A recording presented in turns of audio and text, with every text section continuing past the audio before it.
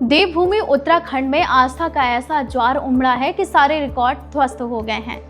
चार धाम यात्रा का आगाज 14वां दिन है और आंकड़ों ने सबको चौंका कर रख दिया है। अब तक 5 लाख से ज्यादा श्रद्धालु चारों धामों के दर्शन कर पुण्य कमा चुके हैं, जबकि 25 लाख लोगों का ऑनलाइन रजिस्ट्रेशन ये बताने के लिए काफी है कि इस बार महादेव की भक्ति का सैलाब थमने वाला नहीं है।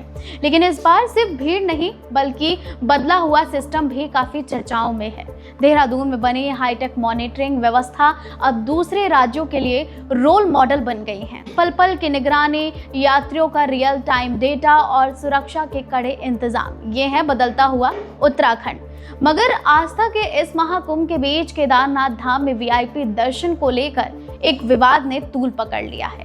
तीर्थ पुरोहितों के आक्रोश और सोशल मीडिया पर वायरल होते दावों के बीच बद्री केदार मंदिर समिति यानी कि बीकेटी के अध्यक्ष मोर्चे पर आए। उन्होंने साफ लफ्जों में कहा कि श्रद्धालुओं को सुगम दर्शन कराना ही हमारी प्राथमिकता है।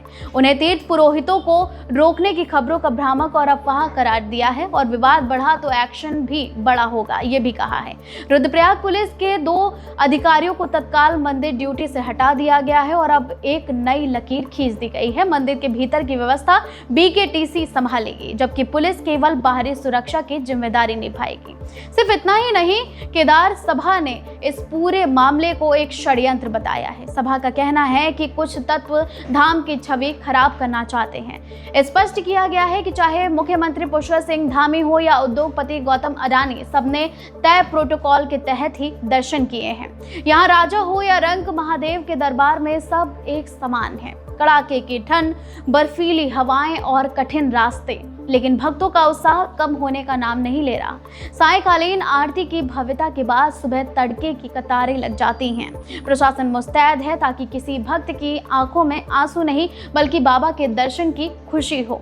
चारधाम यात्रा हर छोटी बड़ी और सटीक अपडेट हम आप तक पहुंचाते रहेंगे। लेकिन अगर आप केदारनाथ या फिर चारधाम यात्रा पर जा रहे हैं तो कमेंट बॉक्स में हमें जरूर बताइएगा और आपका एक्सपीरियंस केदारनाथ और चारधाम यात्रा में कैसा रहा ये भी बताइएगा। देखते रहिए द सत्य लाइव। मैं थी आपके साथ स्वप्निल यादव। नमस्कार।